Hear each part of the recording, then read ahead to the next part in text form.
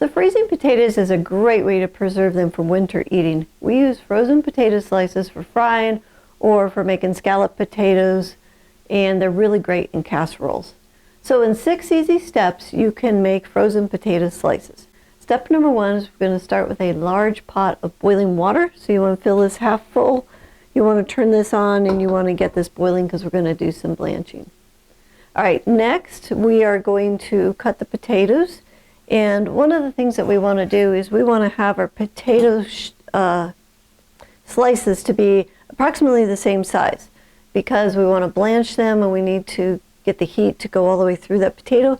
So if we have different sizes of slices, then it doesn't blanch evenly. All right, so these are some of my Yukon Golds, and these are potatoes, like this one's got green on it, and some of the ones that are what I would consider seconds. So my first potatoes, the very perfect ones, I put in the root cellar, and we're going to eat those through the winter. But these ones, if they have blemishes or spots or they're green or whatever, they're not going to keep through the winter as well. And so I want to go ahead and freeze those, and then we can eat them like winter, spring. We can even eat them in the summer before the potatoes are ready to go. So what I want to do is first I want to cut off anything I don't want to eat. So I don't want to eat this green spot because the green can be toxic. We'll cut off the stem there. Now I like to eat the peels, so I'm going to leave the peels on here. And then I'm going to take the bigger potatoes and we're just going to cut these down to size. And what we're doing is we're looking for slices. So we're just going to coin these. So we're looking for slices like this. Now if I had a small potato, this would be round, but in this size of potato, it's got a couple square sides, which is just fine.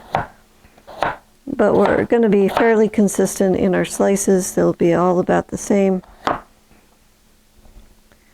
and about the same thickness, about 1/4 inch thick. We're going to slice down through that. Now I see in the center here, there's a little bitty brown spot, and so I want to take that out because that is something I don't want to eat.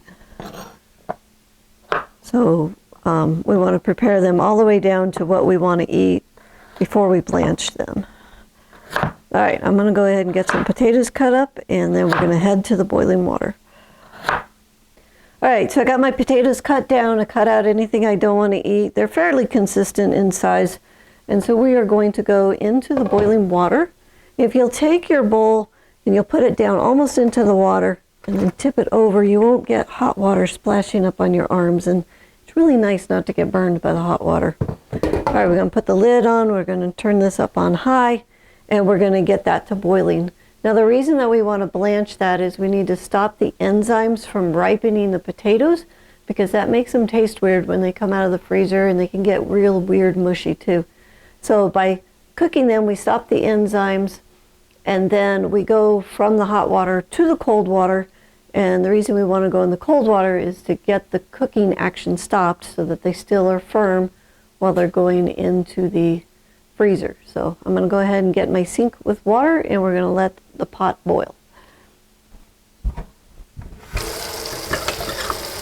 All right, we have our potatoes boiling.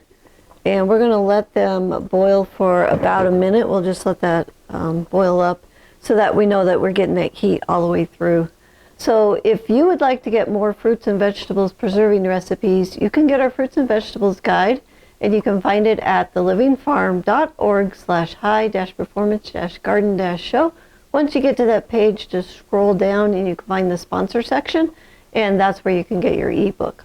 I'll also put a link in the description below so you can find the web page. All right, so once the potatoes have boiled for about a minute, then you want to get them out of the hot water and into the cold water. So I have my strainer here, and we cut that extra loop off that was on here, so I can just dive into this water and pull these potatoes up.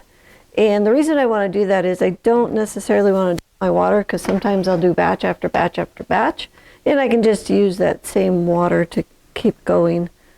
So I can just scoop this out and then take these to the sink. All right, got all my potatoes out of the hot water, and I'm going to put them in the cold water.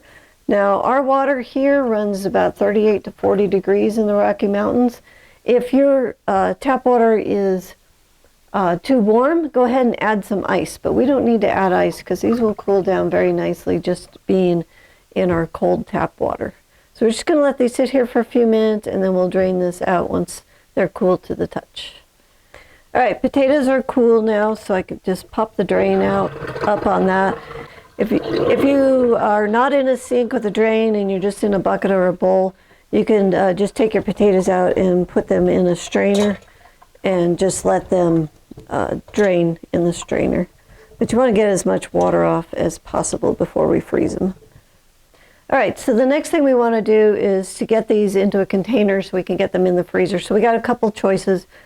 We could put them in a hard-sided container, which if you do that, the advantage is you can stack them really nicely, but because these potato pieces are so big, you're going to have a lot of air in here, which is going to make this ice up. You can see there's just a ton of space. And the more air you have, the more ice you get, and then the less amount of time that this will stay good. It'll get a little funky, it'll get freezer burn. So I prefer on my slices to put them in a bag.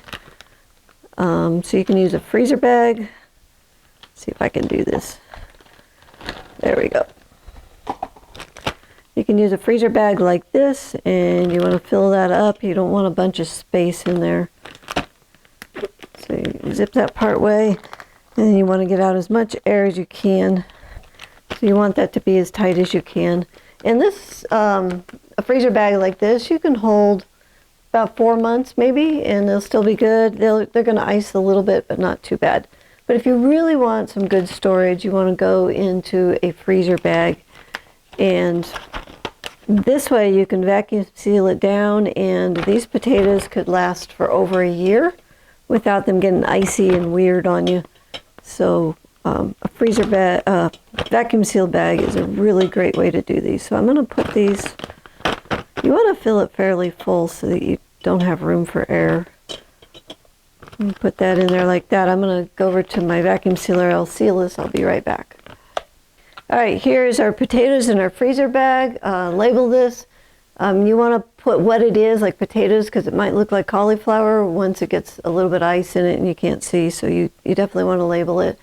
Now, another way that you can do this is you can take your potatoes from this stage, lay them out on a cookie sheet, freeze them, and then put them in a bag, because then you can take out, how many ever potatoes you need. I don't need to do that extra step because this is going to be a batch for me, and I don't need the potatoes frozen individually, so this is what works for our family.